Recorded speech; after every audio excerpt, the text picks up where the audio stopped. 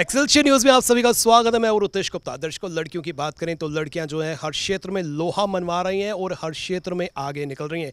Recent example है अनमोल राठौर, जिन्होंने combined competitive exams में जो है बाजी मारी है, टॉप पर जो है वो आई हैं और लड़कों को एक बार फिर से उन्होंने पिछाड़ दिया है। बहुत बहुत स्वागत आपका एक्सेलशियर न्यूज़ में। Thank you so much sir. तो कैसा लग रहा है टॉप 1 पर आकर? सर बहुत अच्छा लग रहा है, बहुत खुशी हो रही है। एक रिलीफ है कि एग्ज़ाम साइकिल से बाहर आ गए हैं, बट काफ़ी ओवरवेलमिंग फीलिंग है इस वक्त। तो क्या आपने एक्सपेक्ट किया था कि रैंक 1 जो है आप हासिल करेंगी? Sir definitely not. कभी कभी तो लिस्ट में आना भी अनएक्सपेक्टेड होता है क्योंकि कंपटीशन इतना हाई है। तो आई थिंक कि टॉप रैंक आना तो डेफिनेटली अनएक्सपेक्टेड था मेरे लिए। तो जिस तरह से गोल की बात करें, आपने क्या बचपन से ही ये गोल निर्धारित किया था? जी सर, मेरा गोल था कि मैं सिविल सर्विसेज ज्वाइन करूं और मगर कहते हैं ना कि एक गोल होता है तो उसके प्रति आप हमेशा कुछ ना कुछ you move forward for that goal. तो मैंने भी हमेशा कोशिश की कि मेरा कोई भी अगर लाइफ में डिसीजन है that should be aligned with this goal. तो हाँ, यही था। तो प्रेफरेंस की बात करते हैं इन फ्यूचर, अब जो अगला कदम है किस में प्रेफरेंस आपकी रहेगी? सो मेरी फ़र्स्ट प्रेफरेंस एडमिनिस्ट्रेटिव सर्विसेज है, सेकंड प्रेफरेंस पुलिस सर्विसेज है। तो मैं तो चाहूँगी कि मैं एडमिनिस्ट्रेटिव सर्विसेज में ही जाऊँ और वहीं पे काम करूँ आगे। स्टूडेंट लाइफ की बात करते हैं तो स्टूडेंट लाइफ में जो है हम कई गोल सेटअप करते हैं, प्रयास भी करते हैं उनको हासिल करने का, और हॉबीज़ जो है वो भी हमारी समय समय पर बदलती रहती हैं। पर्टिकुलर मैं हॉबीज़ के बारे में जानना चाहूँगा, क्या हॉबीज़ हैं आपकी? सर डेफ़िनेटली मेरी हॉबीज़ रहेंगी। मैंने पोइट्री राइटिंग में काफ़ी मेरा इंटरेस्ट था बचपन से ही। मैं काफ़ी पोएम्स पब्लिश करती थी। मैंने डेली एक्सेलशियर के साथ भी काफ़ी पोएम्स पब्लिश की हैं। मैंने 2 बुक्स भी पब्लिश की हैं पोइट्री की। So I think being an only child, poetry मेरे लिए एक माध्यम बना फॉर कैथारसिस, अपनी फीलिंग्स को वेंट आउट करने का। तो उसको मैंने अभी भी बैलेंस किया है अपनी स्टडीज़ के साथ भी।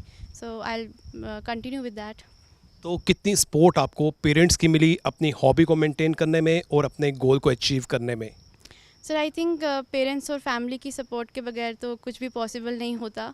And I was very privileged कि मेरी फैमिली ने मुझे फुल सपोर्ट दिया, be it poetry, be it my hobbies और be it my career.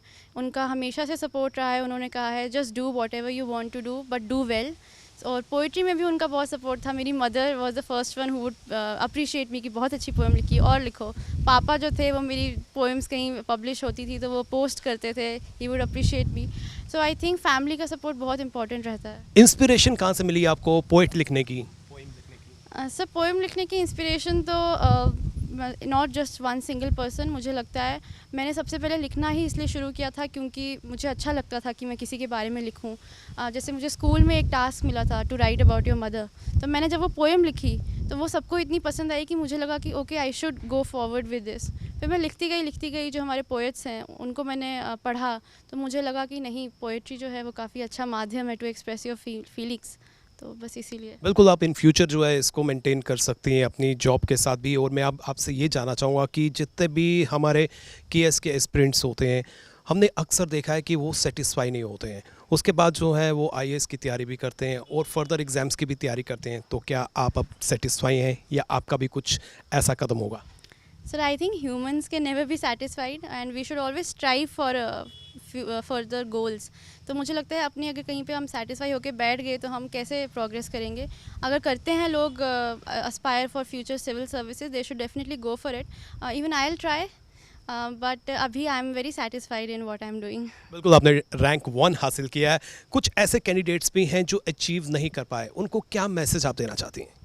Sir definitely there are many candidates जो नहीं क्वालिफाई कर पाए और I think we are all at the same level. Top 1 जो आया है वो भी as the same level as the people who didn't qualify. So I think निराश मत होइए, don't be heart broken. Just ensure कि आप अपने एफर्ट्स वैसे ही डालते रहें जैसे आपने पहले किए हैं। और exam is near again, October में फिर से प्रीलिम्स है, we should prepare for it. और there just one thing that don't be heart broken. Failures को मत लीजिए दिल पे। इट्स वेरी अनफॉर्चुनेट, कभी कभी हमारी लक साथ नहीं देती है बट हम जानते हैं कि हमने मेहनत की है तो हमें जस्ट उसको एक बार फिर से रिपीट करना है and success will be our. क्या आप बिलीव करती हैं लक डेस्टिनेशन में? सर डेफिनेटली आई थिंक हमारा हार्ड वर्क तो होता है but there is that 1% luck जो कि अपना रोल प्ले करती है, बिकॉज आई बिलीव जितने भी लोगों ने मेरे साथ एग्ज़ाम्स दिया है they were just as hardworking as was I, उन्होंने भी उतना ही एफर्ट डाला है। बट आई थिंक कभी कहीं by a matter of luck आप कर जाते हैं क्वालिफाई।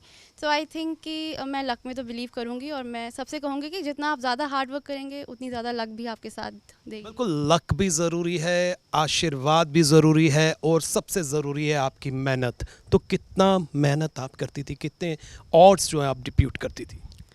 सर ऐसा कोई फिक्स्ड आवर्स का लिमिट नहीं था मेरा, बट आई वुड ट्राई कि एटलीस्ट 7 to 8 आवर्स में एक दिन में दूं, क्योंकि मैं सोली प्रिपेयर कर रही थी इसके लिए। So I think that was the optimal limit for me, but there are many people, there are certain working aspirants जो नहीं दे पाते हैं उतना टाइम। सो उनके लिए मैं यही कहूँगी कि it's not the quantity of hours as everybody says, it's the quality of how much you study. जो आप पढ़ रहे हैं उसकी क्वालिटी क्या है, और आप कितना पढ़ रहे हैं, कितना आप डीप वर्क उसमें डाल रहे हैं, दैट इज़ व्हाट मैटर्स। और वही करना भी चाहिए हमें, जितने भी हम आवर्स पुट इन कर रहे हैं हमें डिस्ट्रैक्शंस को छोड़ के पूरा फोकस करना चाहिए उस टाइम पे जो भी हम पढ़ रहे हैं।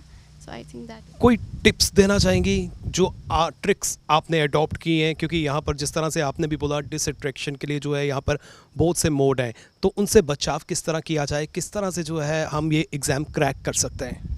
सर टिप्स तो बहुत सारी हैं, हर टॉपर कोई ना कोई टिप देता ही है। डिस्ट्रैक्शंस के लिए स्पेसिफिकली मैं कहूँगी कि अगर आप बैलेंस कर पाते हैं सोशल मीडिया और अपनी स्टडीज़ को, so go forward with it.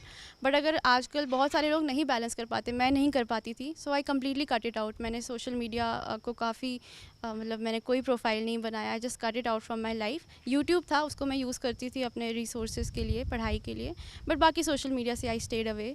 Apart from that बहुत सारे आजकल ऐप्स हैं हमारे मोबाइल्स में जो कि ब्लॉक कर देते हैं सर्टन साइट्स को, सर्टन ऐप्स को, तो हम वो यूज़ कर सकते हैं ताकि जब हम पढ़ रहे हों तो हमारी डिस्ट्रैक्शंस मिनिमाइज़ हो जाएं।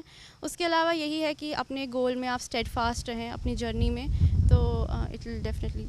बहुत लोगों का अपना अपना ओपिनियन है कि कोचिंग लेनी चाहिए, कुछ मानते हैं कि ज़रूरी है, कुछ कहते हैं नहीं ज़रूरी है। आपका ओपिनियन क्या है, कोचिंग ज़रूरी है या फिर जिस तरह से आजकल गैजेट्स का हम इस्तेमाल कर सकते हैं, गूगल का इस्तेमाल कर सकते हैं, बहुत से फीचर्स हमारे पास हैं, उनको अडॉप्ट करके जो है हम ये एग्ज़ाम क्रैक कर सकते हैं, कोचिंग ज़रूरी है नहीं है? सर अगेन आई थिंक ये वेरी करता है पर्सन टू पर्सन। अगर आपको लगता है कि आप सेल्फ स्टडी से कवर कर सकते हैं आपका मटेरियल, तो आप डेफिनेटली सेल्फ स्टडी करें। कोचिंग की इंपॉर्टेंस वहाँ पे आ जाती है कि आपको एक मेंटर की ज़रूरत होती है। कुछ लोगों ने बहुत टाइम से ह्यूमैनिटीज़ के जो सब्जेक्ट्स हैं हमारे जीएस के वो छोड़े हुए हैं, उन्होंने इंजीनियरिंग की, मेडिकल किया, so they need to get back in touch with these subjects. तो उनके लिए इट्स वेरी इंपॉर्टेंट कि वो कम टाइम में अगर उनको ये कवर करना है तो वो कोचिंग की हेल्प लें। आई थिंक उस हिसाब से उनके लिए कोचिंग डेफिनेटली ज़रूरी है। बट आई थिंक अगर आप खुद पढ़ सकते हैं और खुद कवर कर सकते हैं तो there is plenty of material available online. आपने कोचिंग ली थी या नहीं ली थी? अच्छा, मैंने कोचिंग नहीं ली थी, मैंने मॉक्स दिए थे इंटरव्यू के लिए, उसके पहले मैंने कोई कोचिंग नहीं ली थी। अनमोल, जैसे कि आप लॉ ग्रेजुएट भी हैं, तो मुनसिफ का एग्ज़ाम भी आप दे सकती थी और उसके बाद भी काफ़ी स्टेजेस होती हैं, आपने वहाँ प्रयास नहीं किया? सर इसके कुछ रीज़न्स हैं। पहला तो ये होगा कि मेरा इंटरेस्ट नहीं था, मैं हमेशा से ही सिविल सर्विसेज में या जहाँ पीपल टू पीपल कांटेक्ट ज़्यादा हो वहाँ पे काम करना चाहती थी। और दूसरा ये कि जब से यूटी बना है जेएनके तब से पोस्ट नहीं निकली हैं इसकी, तो that was another added reason. But I think this was the one job for me and I think I have achieved it. चलिए जी, आपको अचीवमेंट मिल चुकी है, कुल मिलाकर जो है आपने अचीव किया है, अपने माता पिता का नाम रोशन किया है, हर कोई खुश है? या कोई होता ना कि हमारा कोई दोस्त जिसे क्वालिफाई नहीं किया होता, जेलसी फैक्टर भी रहता है? नहीं सर, थैंकफुली मेरे फ्रेंड्स बहुत ही सपोर्टिव हैं और they very nice people, all of them have been very supportive. कल से सिर्फ कॉन्ग्रेचुलेटरी मैसेजेस आ रहे हैं, so I am very happy for that. और फैमिली में तो सभी खुश हैं। बहुत बहुत शुक्रिया अनमोल, आपने हमें समय दिया। जी हाँ, अनमोल ने जो सफलता की सीढ़ी चढ़ी है उसका श्रेय केवल अनमोल को नहीं जाता, बल्कि उसके पेरेंट्स को जाता है, उसके फ्रेंड्स को जाता है और उनके गुरुओं को जाता है, जिन्होंने समय समय पर जो है इन्हें सपोर्ट किया, समय समय पर इन्हें गाइड किया। अगर आप भी इसी तरह से सफलता की सीढ़ियाँ चढ़ना चाहते हैं तो आपको भी निरंतर प्रयास करने होंगे, मेहनत करनी होगी, हार्ड वर्क करना होगा। फिलहाल नितिन कनोत्रा और मुझे यानी कि रितेश गुप्ता को दीजिए इजाज़त और आप देखते रहें एक्सेलशियर न्यूज़।